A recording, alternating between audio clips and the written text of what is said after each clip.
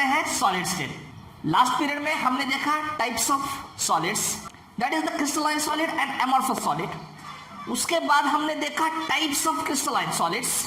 Types of crystalline solid में हमने देखा मॉलिक्यूलर सॉलिड, मॉलिक्यूलर सॉलिड्स के सब types, non polar molecular solid, polar molecular solid and hydrogen bonded molecular solids. उसके बाद हमने देखा आयनिक सॉलिड। तो आज जो बचे हुए थे दो टाइप्स ऑफ सॉलिड्स वो आज हम देखेंगे। उसमें एक है मेटेलिक सॉलिड और दूसरा है कोवैलेंट और नेटवर्क सॉलिड। तो हमें ये देखना है उसमें क्या डिस्कस किया हमने। जो पिछले दो पार्ट्स देखे थे हमने मॉलिक्यूलर सॉलिड और आयनिक सॉलिड, उनमें हमने किस पे ऊपर डिस्कस किया था। तो उस सॉलिड के कंस्टिट्यूएंट पार्टिकल्स, उसमें फोर्स ऑफ अट्रैक्शन कौन सा है, बाइंडिंग फोर्स ऑफ अट्रैक्शन। उसके बाद हमने देखा था उसका मेल्टिंग पॉइंट क्या है, उसका नेचर क्या है, ये हमने सब डिस्कस किया था दो टाइप्स के लिए। आज के पीरियड में हम देखेंगे मेटेलिक सॉलिड। तो मेटेलिक सॉलिड जानने के लिए जो मेटल्स होता है उसको हम मेटेलिक सॉलिड बोलते हैं। जैसे आयरन है, सिल्वर है, गोल्ड है, प्लैटिनम है, एल्यूमिनियम है, मैग्नीशियम है, सोडियम है, etcetera etcetera etcetera. So that all metals are include in the metallic solid. तो हमें मेटल की प्रॉपर्टीज पता है, 9th क्लास में हमने पढ़ा है मेटेलिक प्रॉपर्टीज, 10th में भी पढ़ा है मेटल्स एंड नॉन मेटल्स में। तो वो प्रॉपर्टीज क्या है, metals malleable, metals ductile, metals conduct electricity, metals conduct heat etcetera etcetera. तो आज के पीरियड में हम मेटल्स का स्ट्रक्चर देखेंगे और why they conduct the electricity, what factors are responsible for the conduction of electricity, what factors are responsible for the conduction of heat. उसमें force of attraction कौन सा है, किसमें किसमें फोर्स ऑफ अट्रैक्शन है, ये सब आज के पीरियड में हम देखेंगे। तो थर्ड टाइप ऑफ सॉलिड कौन सा, metallic solid. Metallic solid examples बहुत सारे मेटल्स बचपन से पढ़ते आ रहे हैं हम। मेटल्स क्या होता है, आयरन है, कॉपर है, सिल्वर है, गोल्ड है, मैग्नीशियम है, सोडियम है, etcetera etcetera. So these are the metallic solids, examples of the metallic solids.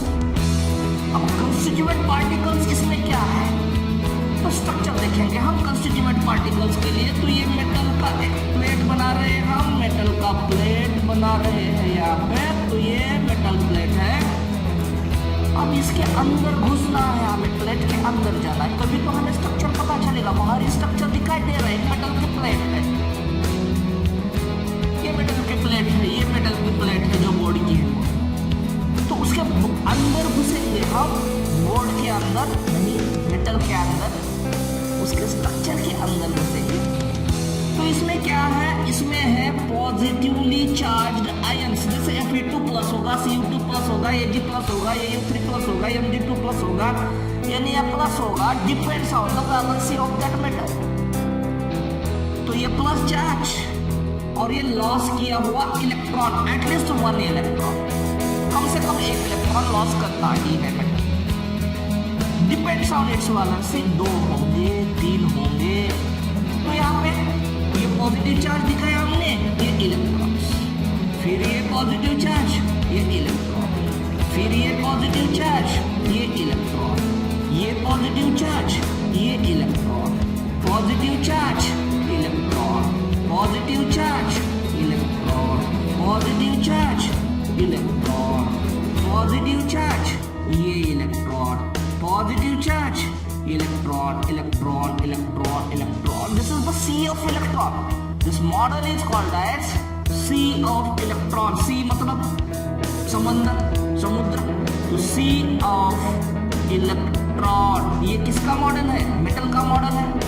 अब जो इसमें पॉजिटिव चार्जेस है ना, कैटायंस बोलते हैं हम इसको, इससे बने या फिर 2 इलेक्ट्रॉन लॉस किया तो या फिर 2+ बना, एक लॉस किए हुए इलेक्ट्रॉन यहाँ पे, यही पर है, इसमें ही है, मेटल में ही है, गायब नहीं हुए, मेटल में ही है। तो इसको बोलते हैं, ध्यान में रखना है आपको, जो पॉजिटिवली चार्ज्ड कैटायंस हैं मेटल्स के, उसको बोलते हैं कर्नल्स। तो व्हाट इज कर्नल? मिलिट्री वाले कर्नल अलग, ये मेटल वाले कर्नल अलग। Metal atom when electron loses takes place, electron loses, then it is converted to cation. That cations, that positively charged ions of metal is called as kernels. और जो ये lost electrons है, that lost electrons is the sea of electron. तो इस model को electron sea model भी कहेंगे। तो क्या है मेटल में? पॉजिटिवली चार्ज्ड आयंस भी हैं और लॉस किए हुए फ्री इलेक्ट्रॉन्स भी हैं। अब आपको पता चला होगा and that electrons not in binded form. जैसे एटम में इलेक्ट्रॉन्स होते हैं ना, बाइंड फॉर्म में होते हैं, तो ये बाइंड फॉर्म में इलेक्ट्रॉन्स नहीं है। They are capable to move here and there, move होंगे ये इलेक्ट्रॉन। इसीलिए तो इस मेटल प्लेट को हमने यहां पे हीट दे दी, इसको हीट दिया उसको, तो क्या होगा? ये भी पार्ट हॉट होगा। फर्स्ट एंड पे हम हीट दे रहे, तो जो लास्ट वाला एंड है उसके दूसरी ओर का, वो भी हॉट हो रहा है। क्यों हॉट हो रहा है? Because metals conduct heat. यहां पे हमने वायर लगा दिया और बटन स्टार्ट किया इलेक्ट्रिसिटी का, तो मेटल ए इलेक्ट्रिसिटी कैरी करेगा दूसरी एंड तक। क्यों कैरी करेगा? क्योंकि इनमें इलेक्ट्रॉन्स है। किस तरह के इलेक्ट्रॉन्स? इलेक्ट्रॉन्स तो सब में होते हैं। किस तरह के इलेक्ट्रॉन्स है? That electrons are capable to move. ये मूव होने वाले इलेक्ट्रॉन है, जंप करेंगे, आगे जाएंगे, आगे जाएंगे, दूसरी एंड की तरफ जाएंगे। So that electrons carries the heat, that electrons are capable or able to carry the electricity. तो मेटल क्यों हीट और इलेक्ट्रिसिटी कैरी करता है? Because of presence of free electrons, and that free electrons are capable to move from one side to another side, from one end to other end, from one place to other place. So this is about the structure of the metallic solid. अब इनमें force of attraction क्या है? कौन सा है? कौन सा force of attraction है? जैसे रिवाइज करेंगे हम, मॉलिक्यूलर सॉलिड में, non polar molecular solid, force of attraction कौन सा है? Weak van der Waals forces और लंडन फोर्सेस। सेकंड वाला पोलर मॉलिक्यूलर सॉलिड, उनमें फोर्स ऑफ अट्रैक्शन कौन सा है? पोलर, पोलर मतलब dipolar, dipolar force of attraction. तीसरा वाला हाइड्रोजन बॉन्डेड मॉलिक्यूलर सॉलिड, उनमें फोर्स ऑफ अट्रैक्शन कौन सा है? हाइड्रोजन बॉन्डिंग है। आयनिक सॉलिड, आयनिक सॉलिड में force of attraction electrostatic force of attraction, coulombic force of attraction, that is the ionic bonding. तो इसमें फोर्स ऑफ अट्रैक्शन कौन सा है?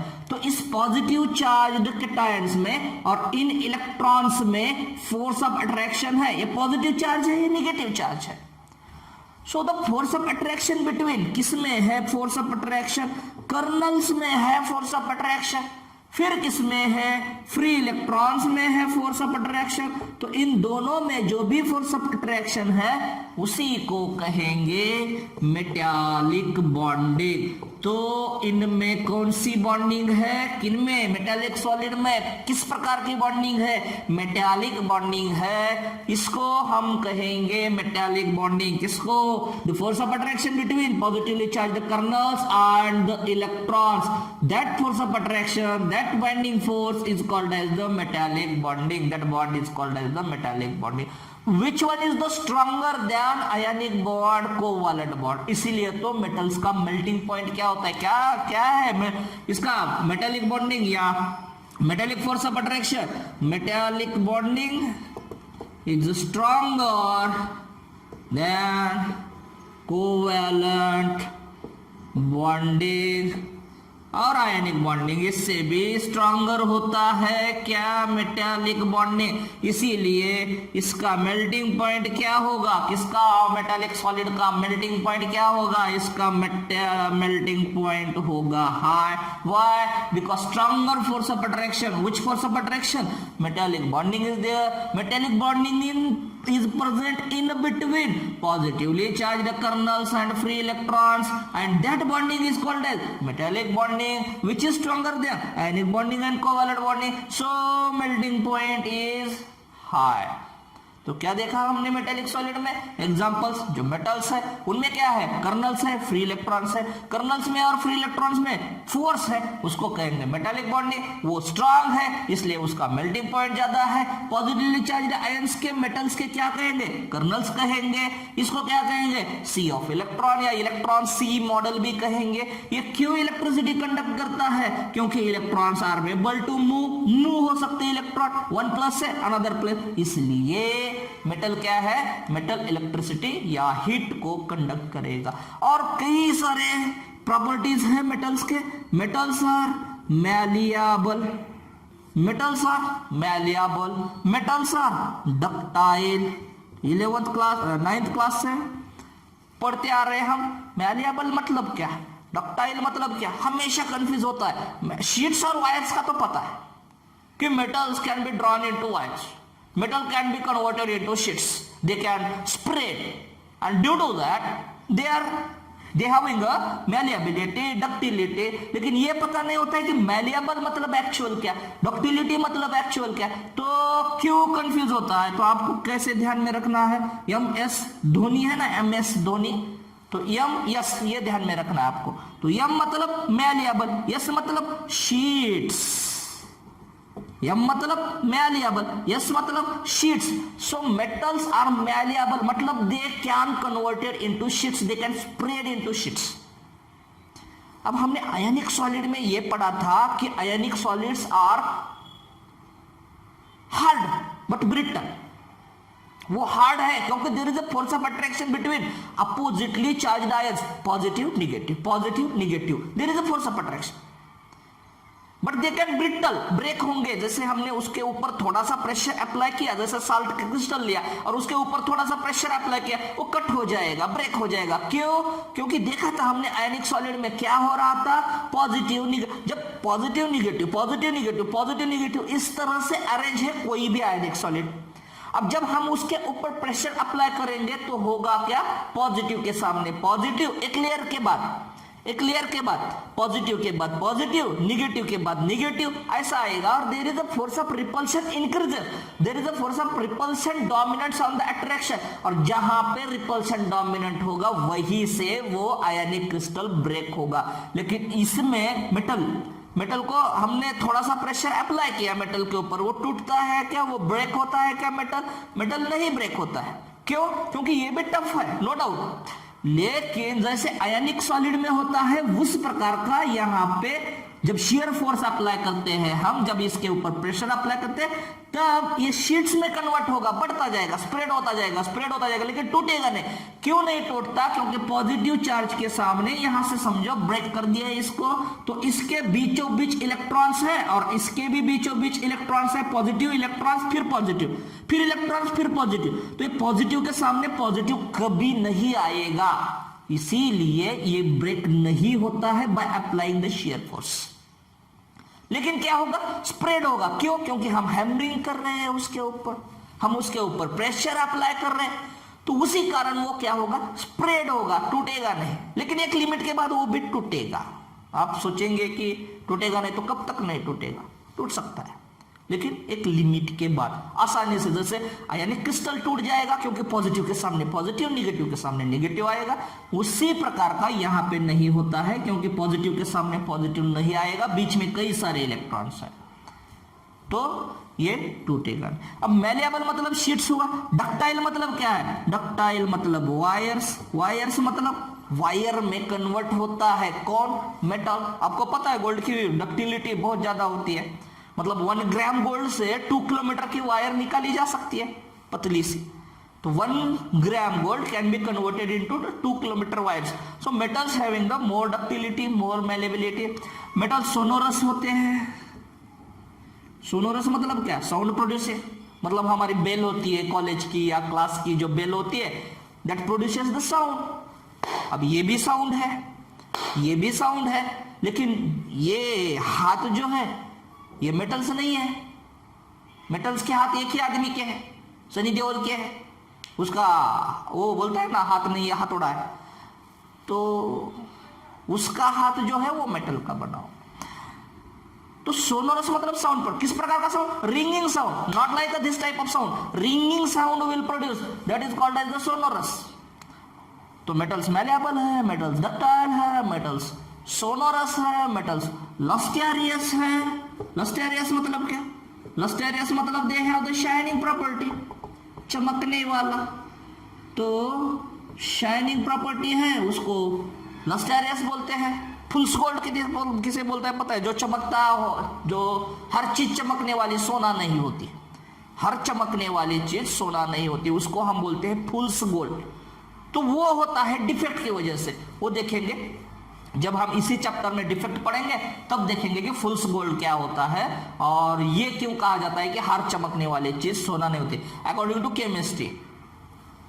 तो मैलिएबल मतलब शीट्स, डक्टाइल मतलब वायर्स, सोनोरस मतलब साउंड प्रोड्यूसिंग, लस्टेरियस मतलब they have the shining property. So this is about the metallic solid.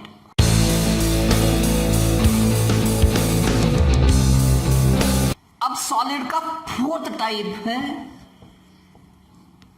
Network.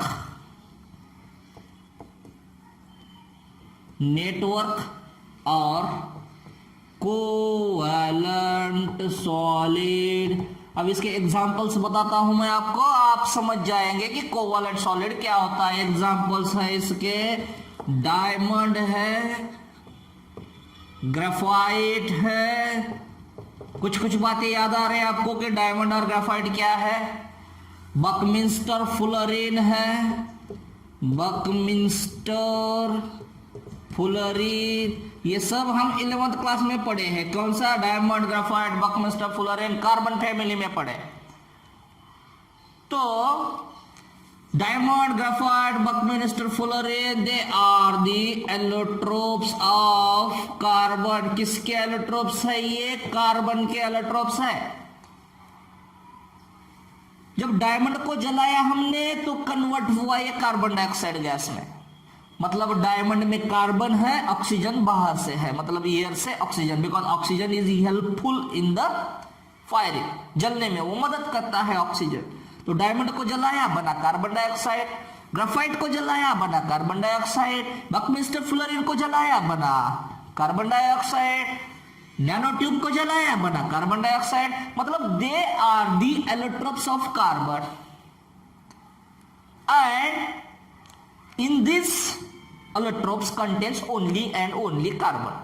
ये सिर्फ और सिर्फ किससे बने हैं? ये सिर्फ और सिर्फ कार्बन से बने हैं और कुछ भी, कोई भी एलिमेंट इनमें नहीं है, मतलब सिर्फ और सिर्फ कार्बन है।